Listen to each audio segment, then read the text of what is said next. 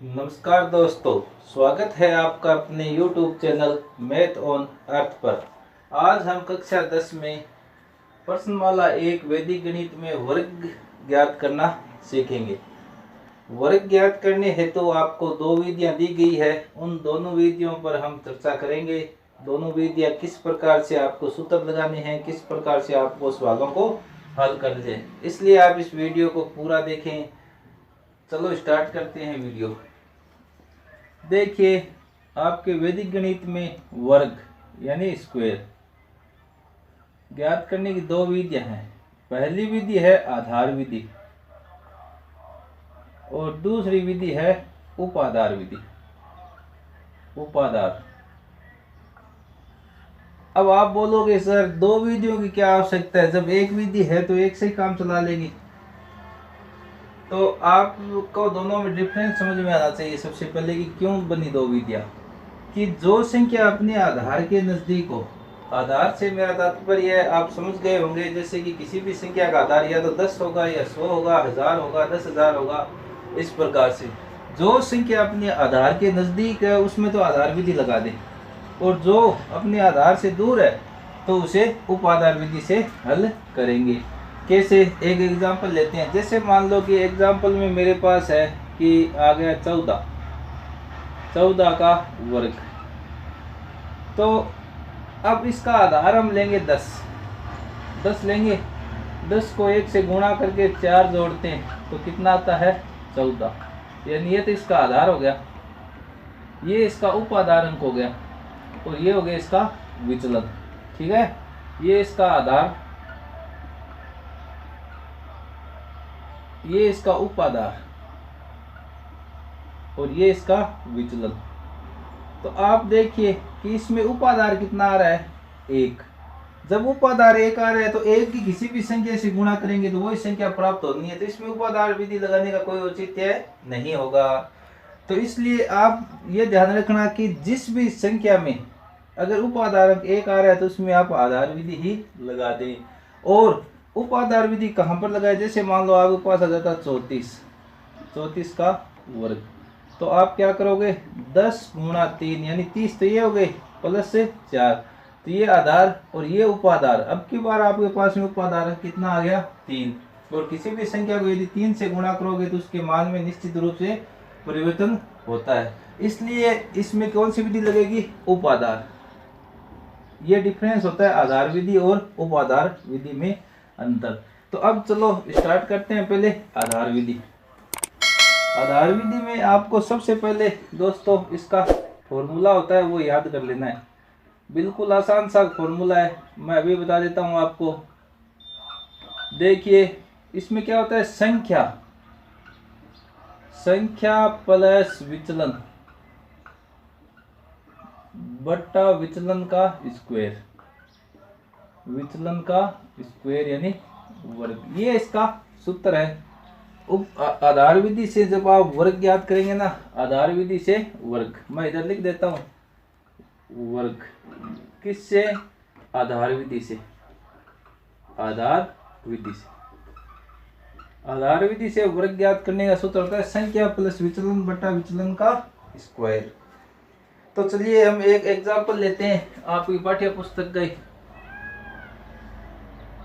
4 number. ठीक है, ये 2 नंबर नहीं है, सीधा यह वर्ग। 103 का वर्ग आपसे पूछा, तो आप इसमें आधार क्या लेंगे, आधार आ जाएगा 100। ठीक है, उपाधार क्या होगा इसका, उपाधार अंक होगा इसका 1। और विचलन कितना होगा इसका, विचलन होगा इसका प्लस के 0.3, 3 नहीं होगा 0.3। कैसे, ये आपका फेर काम है, रफ काम मैं आपको बता रहा हूँ कि कैसे होगा। अब देखिए दोस्तों, 103 को आप कैसे लिखेंगे, 103 को आप कैसे लिख सकते हैं, आप लिखेंगे 100 × 1 प्लस 0.3। तो ये तो हो गया आपका आधार, और ये हो गया आपका उपाधार, और ये हो गया आपका विचलन। अब विचलन में आपको 2 अंक लेने हैं। कैसे पता चलेगा इसका, कि विचलन में हमें कितने अंक लेने हैं। जितने आप आधार, जो आप आधार लो और उसमें जितने शून्य है वो ही आपका विचलन में उतने अंक हो। जैसे 100 में कितने शून्य है 2, तो आपको 2 अंकों में लेना है। और 10 में कितने शून्य होंगे 1, तो उसमें 1 अंक लेना होता है। तो आशा करता हूँ आप ये बात समझ गए होंगे, विचलन, आधार, उपाधार। अब आपको ये लिख देने हैं पहले, फिर आपको ये फॉर्मूला लिख लेना है। फॉर्मूला लिख के फिर आपको लगाना है संख्या। संख्या क्या है आपकी 103 प्लस विचलन कितना आपका 0.3 और विचलन का स्क्वायर 0.3 का स्क्वायर। 103 और 103 कितने होते हैं 103 और 3 कितने थे 106 और इसका वर्ग हो गया 9। तो 106,09 ये आपका उत्तर आ गया। आशा करता हूँ आपके समझ में आ गया होगा। चलो अब हम लेते हैं नेक्स्ट एग्जांपल। कोई सा भी ले सकते हैं। पहले मैं आधार विधि के बता रहा हूँ आपको, उसके बाद में मैं बताऊंगा उपाधार विधि की। तो जैसे कि आपके पाठ्य पुस्तक में दिया हुआ है 95 कि इसका वर्ग ज्ञात कीजिए। तो आप आधार इसका क्या मानोगे, ये किसके नज़दीक है, 10 के है या 100 के है या किसके है, 100 के है। फिर आप इसमें उपाधार अंक इसका ये किया जाएगा क्योंकि ये 100 के नज़दीक है, उपाधार अंक 1। और विचलन कितना आएगा इसका, विचलन बताइए मुझे। विचलन आएगा इसका -0.5 क्योंकि ये 100 से कम है। ये बात और मैं बता दूं आपको, जो संख्या अपने आधार से बड़ी होती है उसका विचलन सदैव प्लस में आता है और जो संख्या अपने आधार से छोटी होती है उसका विचलन सदैव माइनस में आता है। अब देखिए ये सूत्र आप लगा लेंगे। 95 का वर्ग करना है तो सबसे पहले आपको संख्या रख देनी है, फिर प्लस विचलन -0.5 और -0.5 का स्क्वायर। तो 90, 95 में से 5 गए तो कितने बच गए 90 और 5 का स्क्वायर कितना हो गया 25। माइनस किधर गया, माइनस की माइनस से गुणा हो गया, क्या बन गई प्लस। तो इसका आंसर आ गया 90 25। तो दोस्तों ये थी आधार विधि। आप और भी एग्जाम्पल अपने खुद के बना के कर सकते हैं। इसमें यदि कोई समस्या है तो आप मुझे कमेंट करके पूछ सकते हैं। अब मैं आपको बता रहा हूँ उपाधार विधि।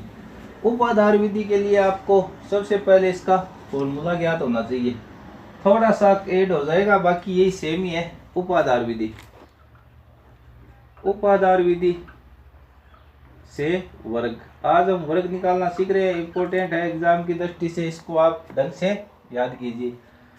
तो वर्ग निकाल ले तो आपको देखिए इसमें क्या चीज नई जुड़ रही है, उपाधार अंक नया जुड़ रहा है। तो आप लिख दिए उपाधार अंक, ये एक नया जुड़ा। और तो वही है संख्या, संख्या प्लस विचलन बट्टा विचलन का स्क्वायर। ये आपका फॉर्मूला हो गया। इसको आप इस प्रकार भी लिख सकते हैं, संख्या प्लस विचलन, ये सही रहेगा क्योंकि दोनों को आप एक साथ में लिखिए। उपाधार अंक संख्या प्लस विचलन, फिर कोष्टक लगा देना, फिर विचलन का स्क्वायर। ठीक है। अब हम लेते हैं कोई एग्जाम्पल। एग्जाम्पल के लिए जैसे मान लो मैंने ले लिया 200, एग्जाम्पल ले रहा हूं मैं, जैसे मान ले लिया 208, इसका वर्ग कीजिए। तो पहले तो आप 208 को लिखेंगे कैसे, आप लिखेंगे 100 × 2 + 0 8। ये आपका आधार, ये उपाधार और ये आपका क्या हो गया विचलन। ठीक है, ये आप रफ में लिख के देख सकते हैं। आपको लिख देना है फिर आधार कितना आ गया आपका 100। ठीक है, उपाधार अंक कितना आपका 2 और विचलन कितना आपका +0.8। आधार, उपाधार अंक और विचलन। अब आपको ये फॉर्मूला लिख लेना है। फॉर्मूला लिखने के बाद में आप लिखना उपाधार अंक संख्या प्लस विचलन बट्टा विचलन का स्क्वायर। तो 2 × 216, 2 × 216, फिर आपका आ जाएगा 64। तो तो इसको जब आप करोगे तो आएगा 432 64 और फाइनल उत्तर आएगा आपका 432 से 64। अब आपका ये आपका आंसर आ चुका है। इस प्रकार से आपको उपाधार विधि ज्ञात कर लेनी है। बिल्कुल आसान से क्वेश्चन है, कोई दिक्कत नहीं है। आप अगर उत्तर की जांच करना चाहते हैं, उत्तर की जांच करना चाहो एग्जाम में, थोड़ा सा लंबा तरीका है लेकिन आप ऐसे कर सकते हैं। उत्तर की जांच हम लोग वर्ग का अर्थ क्या होता है, इसकी इसी से गुणा। ये देखिए आपकी उत्तर की जांच भी हो गई फुर्ती से, मतलब 208 और 208 से गुणा करके भी आप देख सकते हैं। और यदि आप सही तरीके से करेंगे तो आप उत्तर की जांच करने की आवश्यकता नहीं पड़ेगी।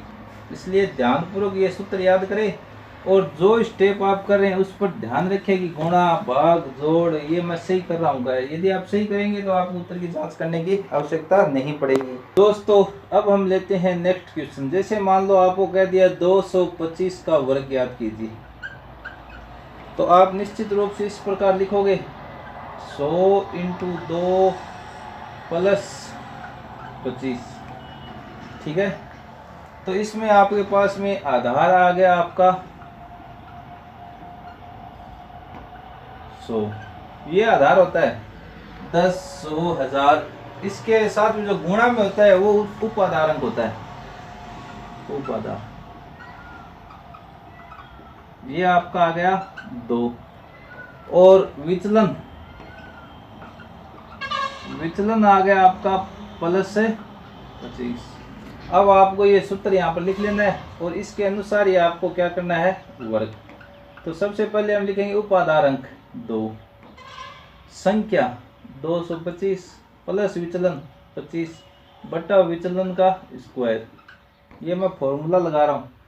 आपको क्या करना है, 2 × 250 और इसका वर्ग होता है 625। वर्ग ज्ञात करने के लिए आपको मैंने ट्रिक पीछे वीडियो में बता रखी है। यदि आपने वो वीडियो नहीं देखा तो प्लीज़ मेरा वो वीडियो आप ज़रूर देखें। आपके वर्ग में किसी भी प्रकार की समस्या नहीं आएगी, चाहे कितना ही बड़ा वर्ग हो आप चुटकियों में कर देंगे। देखिए अब इसको हल करते हैं। इसका इससे गुणा करेंगे, 250 को 2 से किए तो हमारा आ गया 500 और ये आ गया 625। अब चूंकि आपको पता है आपका आधार 100 है तो इधर 2 ही अंक रखने, 6 को इस साइड में भेजना है। तो इसको भेजने का तरीका ये होता है, आप पहले इस प्रकार लिखें, 6 को थोड़ा छोटा लिख दें और 25 ऐसे तीर का चिन्ह लगाएं, ये इसमें जुड़ जाएगा। ये हो जाएगा 506 बटा 25। तो आपका फाइनल आंसर आ जाएगा 506, फिर ये 25 जोड़ दें यानी 50,625। तो ये थी आपकी उपाधार विधि। दोस्तों आशा करता हूँ आपको इस वीडियो में बताए गए वर्ग वैदिक गणित की विधियां आधार और उपाधार दोनों अच्छी तरीके से समझ में आ गई। यदि आपको यह समझ में आ गई और वीडियो अच्छा लगा तो चैनल को सब्सक्राइब करें, लाइक करें, अपने दोस्तों में ज़्यादा से ज़्यादा शेयर करें। धन्यवाद।